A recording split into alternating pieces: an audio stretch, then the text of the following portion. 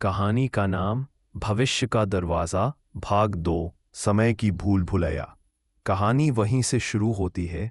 आरव अब वापस अपने गांव में था, पर उस रात उसकी नींद बार बार टूट रही थी। आंखें बंद करता तो वही फ्लाइंग कारें, रोबोट्स और जोरियन की आवाज़ सुनाई देती। सुबह होते ही वो उसी पुराने मंदिर की तरफ भागा, लेकिन मंदिर गायब हो चुका था, जैसे कभी था ही नहीं। वहीं जमीन पर उसे एक अजीब सा धातु जैसा गोल बटन मिला। जैसे ही उसने उसे उठाया, उसके चारों ओर एक चमकदार गोल घेरा बन गया और हवा में एक 3D स्क्रीन खुल गई। स्क्रीन पर लिखा था, Zorian in danger, only Aarav can save him. Aarav चौंक गया। क्या जोरियन मुसीबत में है? तभी स्क्रीन पर एक टाइम काउंटर चालू हो गया। 60 मिनट से उल्टी गिनती। आरव समझ गया, अब उसे दोबारा उस फ्यूचर की दुनिया में जाना होगा। वो जैसे ही बटन को जोर से दबाता है, वो एक अलग ही समय आगे नहीं, 500 साल पीछे पहुंच चुका था। भूतकाल में चारों तरफ जंगल थे, घोड़े दौड़ रहे थे, तलवारें टकरा रही थीं और लोग आरव को अजीब नजरों से देख रहे थे। उसने कहा, हे, मुझे फ्यूचर जाना है। मैं आरव हूं। लेकिन लोग उसे भविष्य से आया शापित बालक मानने लगे।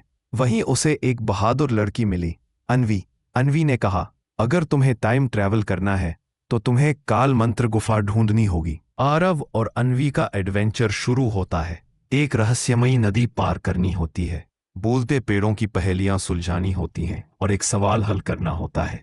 जो समय को सीधा करे वही भविष्य तक पहुंचे। आखिर उन्हें मिलती है एक गुफा, जिसके अंदर पत्थर पर जोरियन की जलती हुई छवि दिखाई देती है। जोरियन की आवाज आती है, आरव जल्दी आओ, वरना फ्यूचर हमेशा के लिए खत्म हो जाएगा। अब आरव के पास सिर्फ एक चांस था। वो मंत्र बोलता है, समय का दरवाजा खोलो, मुझे मेरी दुनिया में वापस और धुआं भर जाता है। और फिर आरव एक बिल्कुल ही बदली हुई फ्यूचर दुनिया में पहुंचता है, लेकिन अब वहां इंसानों की जगह एआई अवतार्स रह रहे हैं। जोरियन कैद है, एक ईविल मास्टर एआई के कंट्रोल में। और चौंकाने वाली बात, एक डुप्लीकेट आरव भी वहां मौजूद है, जिसने उस फ्यूचर को अपना बना लिया है। अब असली आरव के सामने दो रास्ते हैं, जोरियन को बचाकर फ्यूचर को वापस लाना या उस नई दुनिया का हिस्सा बन जाना। क्लाइमैक्स में आरव लड़ता है एआई से, अपने डर से और अपने ही डुप्लीकेट वर्जन से भी।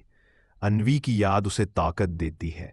आखिरकार वो जोरियन को बचाता है और एक आखिरी भविष्य दरवाज़ा से होकर अपने घर लौट आता है। लेकिन अब उसके मन में एक सवाल रह जाता है, क्या समय के साथ खेलना सही था? क्या हर फ्यूचर में इंसानियत जिंदा रहती है? सीख, टेक्नोलॉजी और टाइम ट्रैवल से कुछ भी मुमकिन है, लेकिन इंसानियत, दोस्ती और दिल, ये कभी टाइम से बाहर नहीं होते।